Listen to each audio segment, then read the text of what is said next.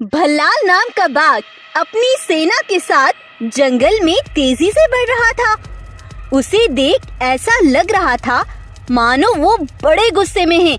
तभी उसे जंगल में रहने वाला एक भालू देख लेता है।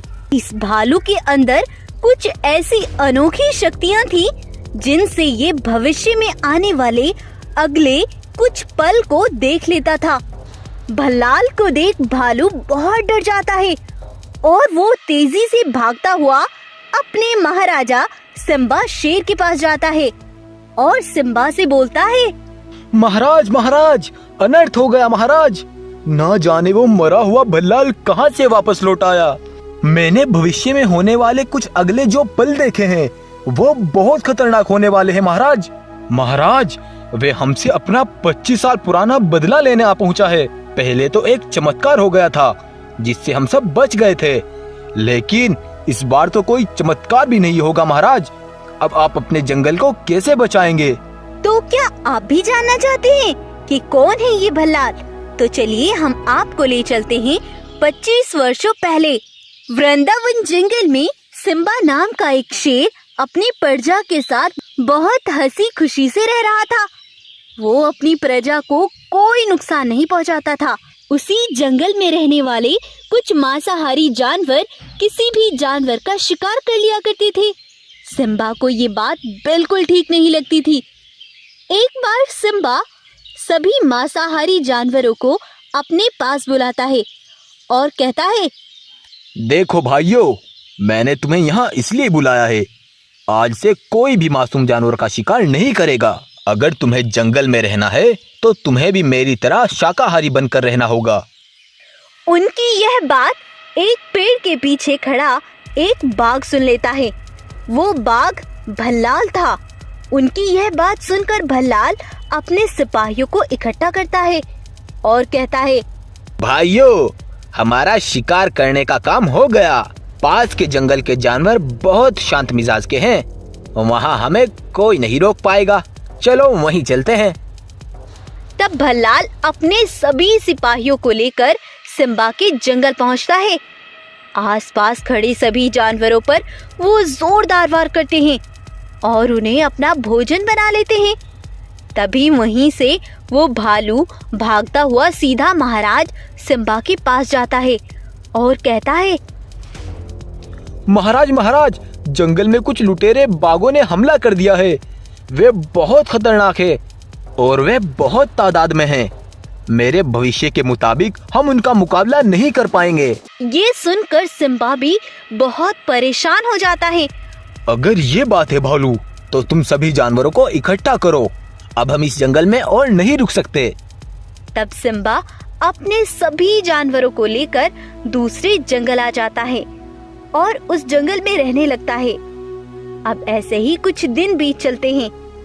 सभी जानवर अपने जंगल को छोड़कर बहुत दुखी थे। वो अपने जंगल में बीते दिन भूल नहीं पा रहे थे। एक बार कुछ जानवर सिम्बा के पास आते हैं और कहते हैं, महाराज, हमें अपने जंगल की बहुत याद आ रही है। अब हम इस जंगल में और नहीं रुक सकते। हम कब अपने जंगल जाएंगे महाराज? हम अभी अपने जंगल में नहीं जा सकते। अगर हम अभी अपने जंगल में वापस लौटे तो वह दुष्ट बाघ हम सबको जान से मार डालेंगे। अब तो कोई चमत्कार ही हो सकता है, तब कभी हम अपने जंगल में वापस जा सकेंगे। ये सुनकर गाय वहाँ से चल देती है। तभी गाय देखती है कुछ बाघ मानव का झुंड उनके जंगल की ओर आ रहा है। उन्हें देख गाय डर जाती है और भागती हुई महाराज शेर के पास जाकर कहती है, महाराज महाराज, बहुत सारे बाघ मानव हमारे जंगल में घुस आए हैं। लगता है उस भल्लाल बाघ की तरह ये भी हमें मार डालेंगे महाराज। अब हमारा क्या होगा महाराज?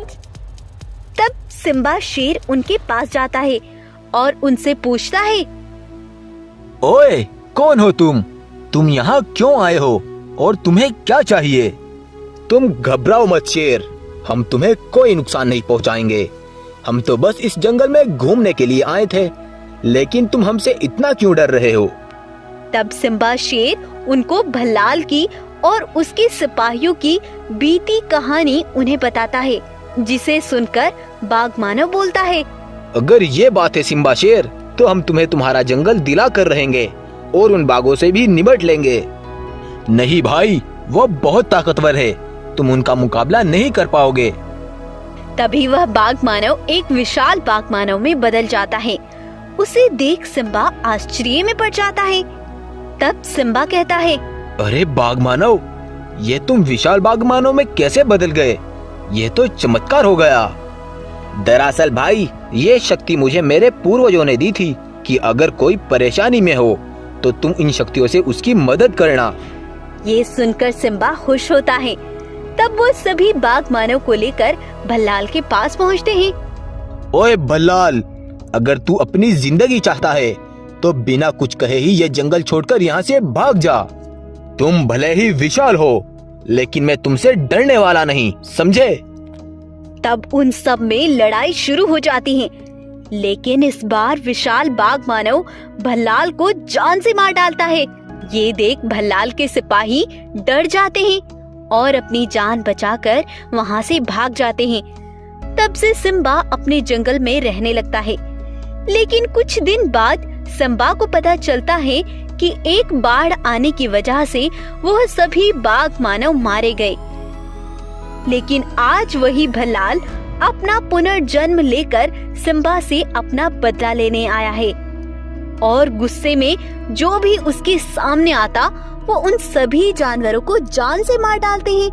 कुछ ही देर में वो जंगल को तबाह कर देते हैं। उधर सिम्बा भालू से कहता है, भालू, अब क्या होगा? हम कैसे उस भल्लाल से अपने जंगल को बचाएंगे? मुझे ये शक्तियाँ जिस पंडित जी ने दी थी, मैं उनसे जाकर मिलता हूँ, शायद मुझे वो कोई हल बता सके।